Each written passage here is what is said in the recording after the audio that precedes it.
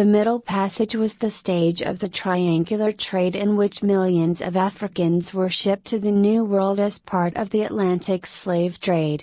Ships departed Europe for African markets with manufactured goods, which were traded for purchased or kidnapped Africans, who were transported across the Atlantic as slaves. The slaves were then sold or traded for raw materials, which would be transported back to Europe to complete the voyage. Voyages on the Middle Passage were large financial undertakings, generally organized by companies or groups of investors rather than individuals. The Middle Passage was considered a time of in-betweenness for those being traded from Africa to America.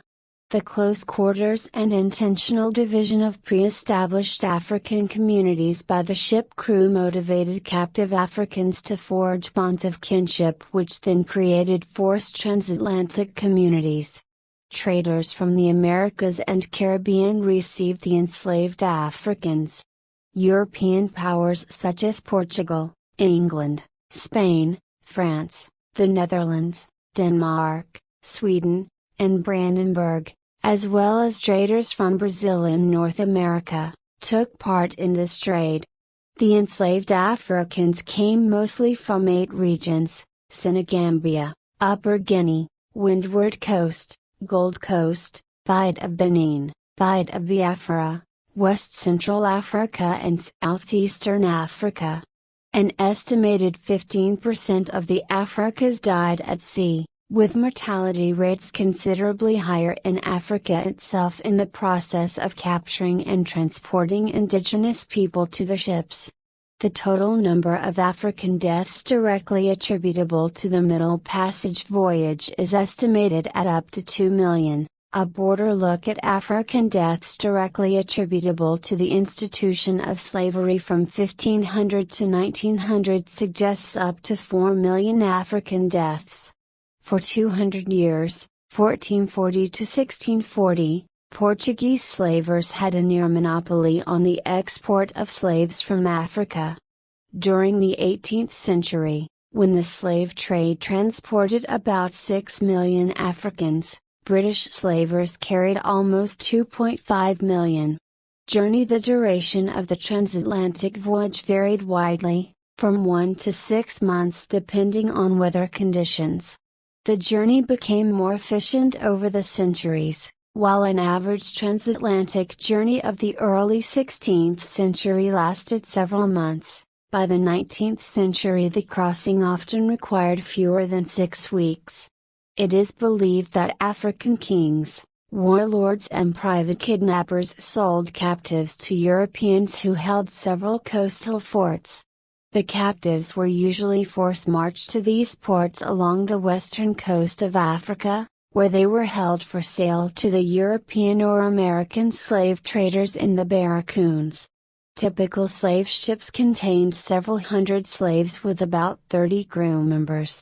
The male captives were normally chained together in pairs to save space, right leg to the next man's left leg, while the women and children may have had somewhat more room.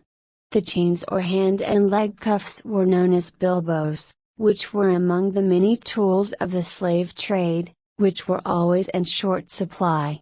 Bilbos were mainly used on men, and they consisted of 2 iron shackles locked on a post and were usually fastened around the ankles of 2 men. At best, captives were fed beans, corn, yams, rice, and palm oil. Slaves were fed 1 meal a day with water, if at all. When food was scarce, slaveholders would get priority over the slaves. Sometimes captives were allowed to move around during the day, but many ships kept the shackles on throughout the arduous journey. Slaves below the decks lived for months in conditions of squalor and indescribable horror. Disease spread and ill health was one of the biggest killers. Mortality rates were high, and death made these conditions below the decks even worse. Even though the corpses were thrown overboard, many crew members avoided going to the hold. So the slaves who had already been ill-ridden were not always found immediately. Many of the living slaves could have been shackled to someone that was dead for hours and sometimes days.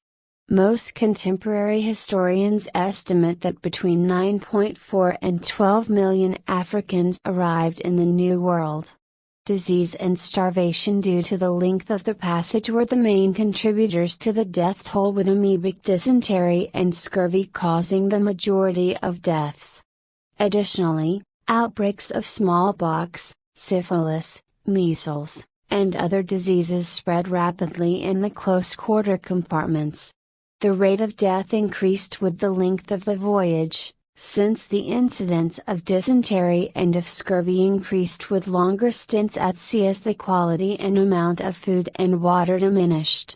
In addition to physical sickness, many slaves became too depressed to eat or function efficiently due to loss of freedom, family, security, and their own humanity.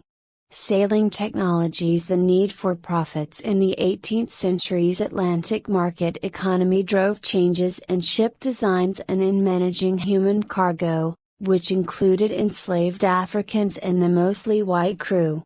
Improvements in airflow on board the ships helped to decrease the infamous mortality rate that these ships had become known for throughout the 16th and 17th centuries.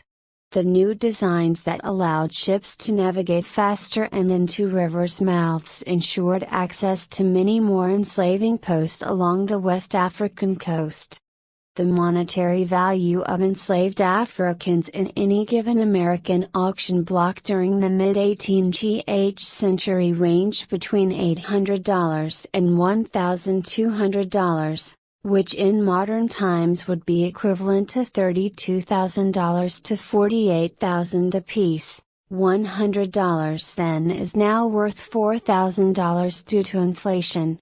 Therefore, ship captains and investors sought technologies that would protect their human cargo. Throughout the height of the Atlantic slave trade, 1570 to 1808, slave ships were normally smaller than traditional cargo ships, with most slave ships weighing between 150 and 250 tons. This equated to about 350 to 450 enslaved Africans on each slave ship, or 1.5 to 2.4 per ton. The English ships of the time normally fell on the larger side of this spectrum and the French on the smaller side. Ships purposely designed to be smaller and more maneuverable were meant to navigate the African coastal rivers into farther inland ports. These ships therefore increased the effects of the slave trade on Africa. Additionally, the ships' sizes increased slightly throughout the 1700s, however the number of enslaved Africans per ship remained the same. This reduction in the ratio of enslaved Africans to ship tonnage was designed to increase the amount of space per person and thus improve the survival chances of everyone on board. These ships also had temporary storage decks which were separated by an open lattice work or great bulkhead. Shipmasters would presumably use these chambers to divide enslaved Africans and help prevent mutiny. Some ships developed by the turn of the 19th century even had ventilation ports built into the sides and between gun ports, with hatches to keep inclement weather out.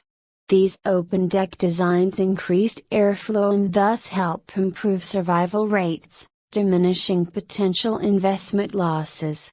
Another major factor in cargo protection was the increase in knowledge of diseases and medicines, along with the inclusion of a variety of medicines on the ships.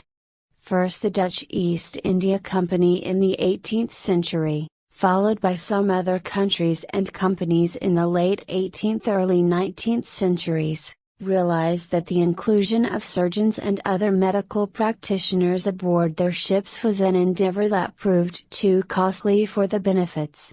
So instead of including medical personnel they just stocked the ships with a large variety of medicines, while this was better than no medicines, and given the fact that many crew members at least had some idea of how disease was spread, Without the inclusion of medical personnel, the mortality rate was still very high in the 18th century.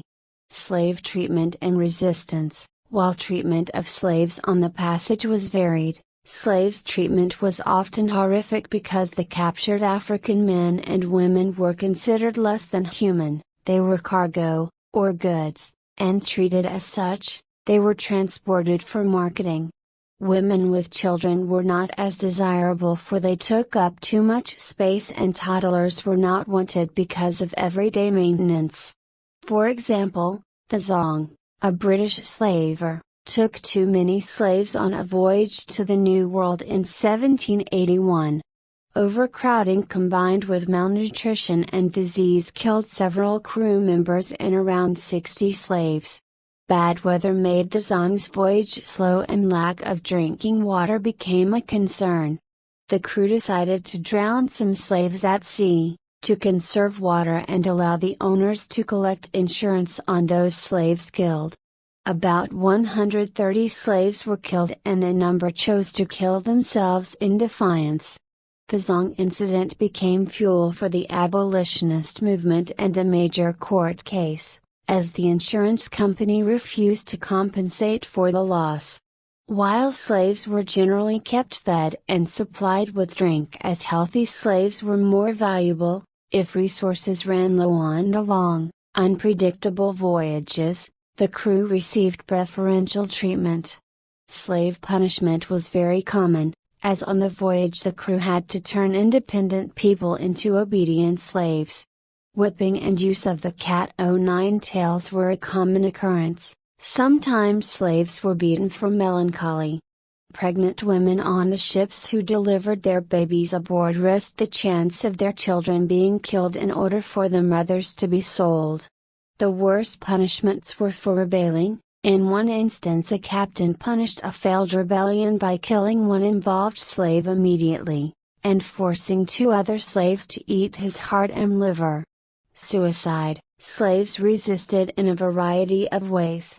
The 2 most common types of resistance were refusal to eat and suicide.